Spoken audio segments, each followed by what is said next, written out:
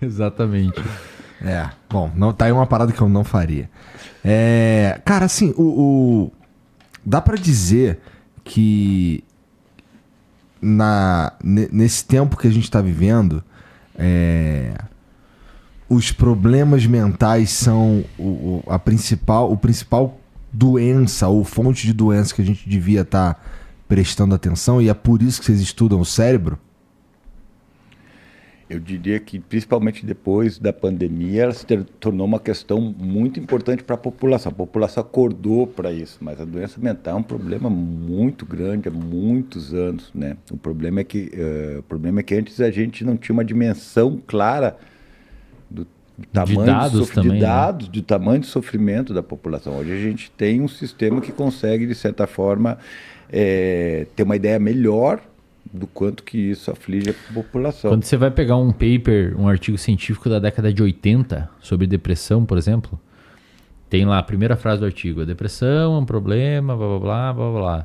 Estima-se que em 2020, isso lá em 1980, a depressão seja um problema de saúde pública global e uma das principais causas de incapacidade, etc. É uma das principais causas. Mas a gente de fato foi se tornando como sociedade mais depressivo, ou agora a gente tem mais ferramentas para enxergar que as pessoas são depressivas? Porque assim, talvez, na opinião de vocês, ou pelo conhecimento de vocês, a gente não tá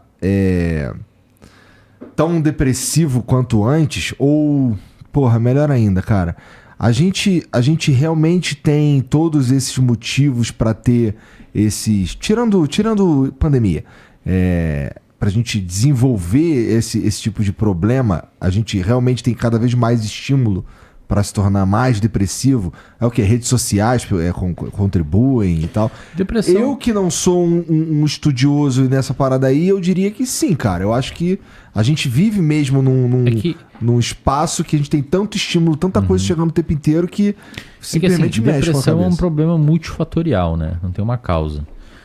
E hoje é difícil afirmar porque nós não temos dados de caçadores-coletores, ou a depressão ela começou a surgir mesmo formalmente na história da psiquiatria depois de 1800. Então antes disso nem existia esse nome, então é difícil dizer. Era uma outra categoria. Mas assim, minha opinião, acredito que... E essa crença, essa opinião que eu tenho é baseado em dados científicos, mas não é que os dados apontaram isso, tá? Eu acredito que isso tem a ver. Que sim, acredito que o mundo hoje é um mundo mais depressogênico. Então é um mundo mais gerador de depressão, por algumas razões. Isso comparando com, sei lá, caçadores-coletores ou com os nossos antepassados. Claro. E aí quando eu faço isso, sempre tem um imbecil que fala: mas então naquela época era melhor que hoje. Não, cara, naquela época com 20 anos a gente perdia os dentes da boca por falta de vitamina. Ninguém tá falando isso, pisava num galho podre, perdi o pé com infecção. A questão é que talvez em alguns aspectos a sociedade esteja sendo esmagada pelo seu próprio crescimento. 3 eu posso levantar aqui. Um deles... e esses 3 giram em torno do mesmo pano de fundo, que a gente chama de incompatibilidade evolutiva. O nosso organismo não foi desenvolvido para uma série de coisas que a gente está executando hoje. Sedentarismo. Então, nós não fomos feitos para ser sedentário. O nosso corpo é feito para gastar calorias, para caminhar. Por isso que é cheio de dobradiça, para você subir, segurar nas coisas, puxar coisa, empurrar coisa, pular, se agachar. E hoje a gente não faz isso. Qual que é o resultado dessa incompatibilidade evolutiva? 50% da população brasileira tem sobrepeso. Ou obesidade. Metade, irmão. Anda na rua pra você ver um dia e perceba quem é magro. Tá? Então esse é o primeiro item. Segundo, estresse crônico. Nós temos um sistema evolutivamente conservado para lidar com o estresse, que é o eixo hipotálamo, pituitário e adrenal, que envolve a resposta de estresse.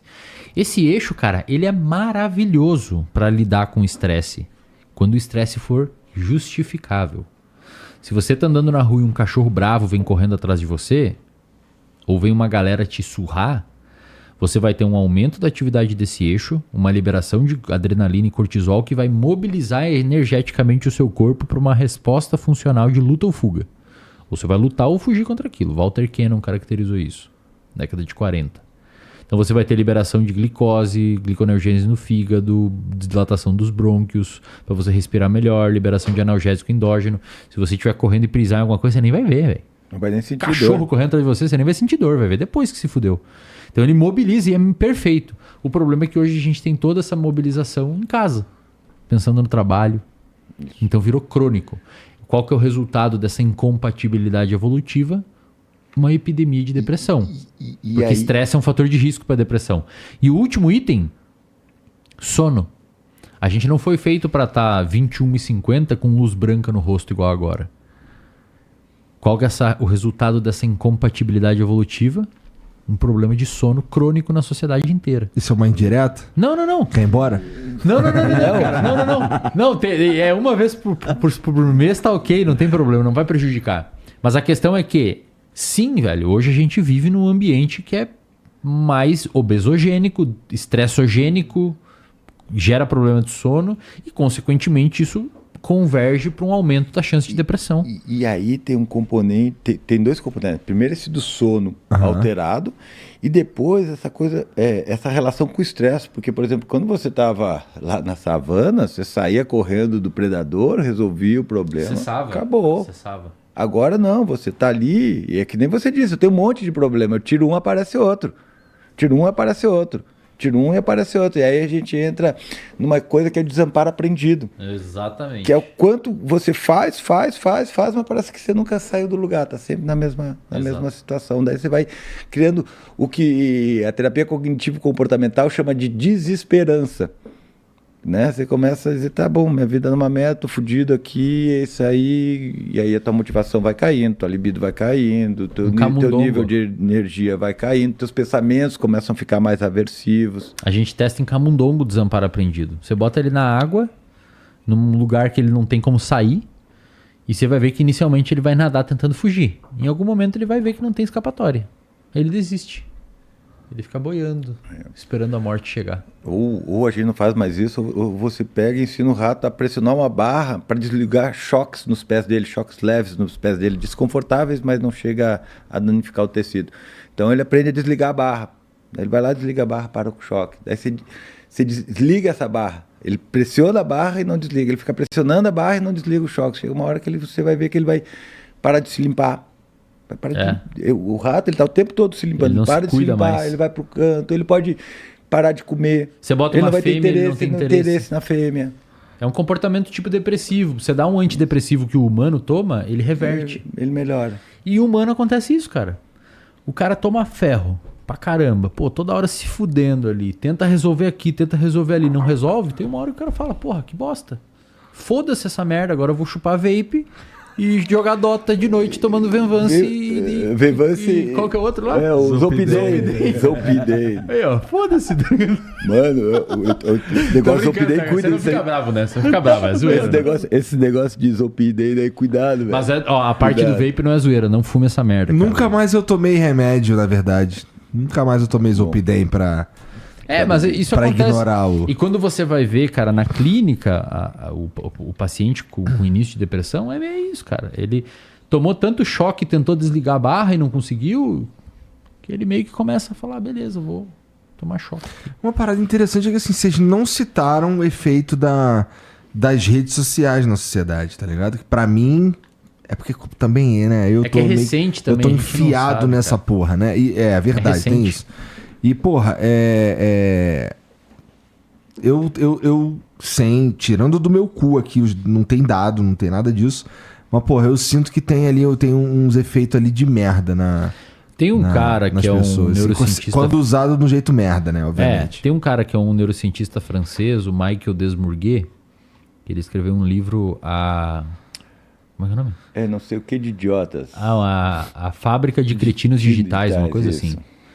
Que ele debate isso. Pô, como que as redes sociais estão atuando hoje e tal? Porque assim, é novo, né, cara? Talvez quando a população que iniciou com Facebook e Instagram, e principalmente que pegou aplicativo já em ampla escala... No caso dele é Orkut. Eu comecei no Orkut. Mandaram pra mim um convite do Orkut. Mas tipo, pensa assim, talvez Você tem quantos anos, cara? Eu tenho 28. Ah, tu não viu o Orkut? Não, claro que eu tinha Orkut, cara. Ah, mas tu era molecote, não podia ter, não era pra ter. O Orkut é 18 mais, pô. Deu mole aí. É verdade. Tá se explanando. Talvez quando a gente tiver essa geração atual com 40 anos, 30 anos, a gente consiga tentar ver se acontecer alguma coisa, né? Acredito que vai ser a mesma coisa, cara. Um número específico de pessoas mais vulneráveis e sem nenhum tipo de auxílio dos pais e tal, controle de uma certa forma disso, pode ser que gere um problema. Né? De recurso compensatório. Isso. Às vezes a pessoa faz esporte e foda-se o Instagram, tá ligado? Entra ali de vez em quando, mas o rolê é ganhar o campeonatinho da escola, ir melhor no jogo. Então ela tem outras paradas que reforçam o comportamento dela. Mas esse Michael Desmourguet, nesse livro, ele aponta alguns dados mostrando que essa geração atual é a primeira, até então, com índices de inteligência, como por exemplo o QI, menor que a anterior. Até então estava sempre assim, ó. Agora foi a primeira que caiu. Mas aí eu vou... Pau no seu cu, geração Z.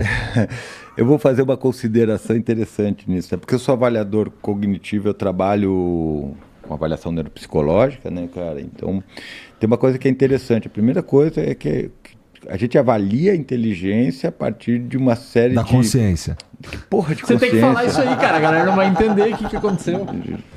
Depois eu não vou contar essa história. Não conta a história, mas pelo menos fala o que a história não é legal contar. Não conta a história ainda. Não vou contar a história, não. Acho que pode pegar mal. Que porra de consciência tomando porra de consciência, velho. Os caras lá no Sem Groselha botaram mente no bagulho. Fábio, eu não vou usar essa camiseta aqui. Mente é um termo mó ruim. A minha mente, tá ligado? Eu falei, porra, esse termo merda. Mas desculpa, eu te atrapalhei, cara. Mete o dedo da consciência e rasga até a orelha. Certo. Mas então, eu ia te falar porque o que acontece? A gente avalia a inteligência a partir de testes que são feitos com várias tarefas cognitivas que enfatizam determinadas habilidades cognitivas, atenção, memória, visopraxia, visoconstrução, velocidade de processamento de informação. A gente avalia isso a partir de um procedimento matemático, estatístico, que a gente chama de análise fatorial, que são múltiplas correlações no qual você tira um fator que é representativo do desempenho do indivíduo em todos aqueles testes, certo? Tá. E você compara isso na população como toda, a média da população e os desvios padrões que tem, né? Então você vai ter pessoas que vão desempenhar muito bem e tem pessoas que vão desempenhar muito mal. Então é sempre muito relativo. O que acontece? A gente tem um efeito Flynn, que é o seguinte: quando você vai fazendo essas médias, quando você vai atualizando esses dados na população, pegando a amostra da população, o que a gente notou é que as gerações vinham sempre melhorando seus scores nesses testes, certo? Mas aí tem algumas coisas que a gente tem que pensar. Por exemplo, muito do nosso processo educacional também leva em conta isso. E, de certa forma, ajuda a desenvolver essas habilidades. Então, a geração anterior talvez não tinha tanto acesso e tanto recurso. Então, elas acabavam, obviamente, desempenhando melhor isso, né? A gente começou a ter mais acesso a pedagogas, mais acesso a psicólogos que foram criando rotinas, estratégias para tentar desenvolver essas habilidades não tão bem desenvolvidas, brinquedos, aplicativos, enfim, certo? Essas habilidades, elas são verbais e não verbais. Então, tem habilidades que são verbais e outras que não são verbais. E o que eu observo na minha clínica aí, nos últimos anos, é que aconteceu uma coisa engraçada assim nas avaliações. A gente usa muito uma ferramenta que chama VIS, que é as escalas Wechsler, que é uma ferramenta de avaliação de inteligência. Para fazer você faz essas avaliações, tem uma faixa etária específica? Para cada faixa etária você tem um conjunto de ferramentas que está balizado para aquela faixa etária, nível educacional. É muito usado para TDAH, ou algum juiz pede alguma coisa para ver a atenção de alguém, manda para o neuropsicólogo. Daí, cara, o que acontece é que você tem uma escala verbal e uma escala de execução, que são testes não verbais. O que eu observei na minha clínica, eu não tenho nenhum dado específico sobre isso, eu estou só chutando. Tá. O acesso a telas melhorou muito o score das habilidades, de algumas habilidades verbais, por exemplo, vocabulários, informação, que são algumas dos testes que a gente avalia ali. Mas quando você olha os testes de execução, os não verbais, em geral eles estão um pouco mais baixos. Tipo o que assim, Fábio? Tipo cubos, que é um teste onde você tem que mudar formas geométricas a partir de cubos, ou testes que... Redesenhar figuras lá e tal. Redesenhar figura.